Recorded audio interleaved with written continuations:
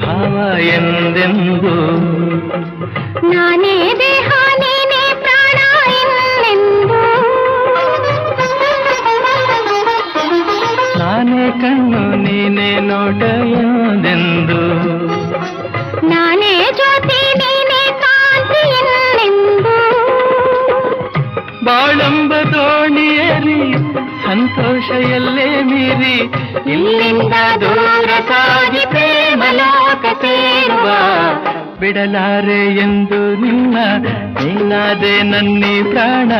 ದೂರಾಗಿ ಹೋದರೆ ನೀನು ನಾನೆಂದು ಬಾಳೆನು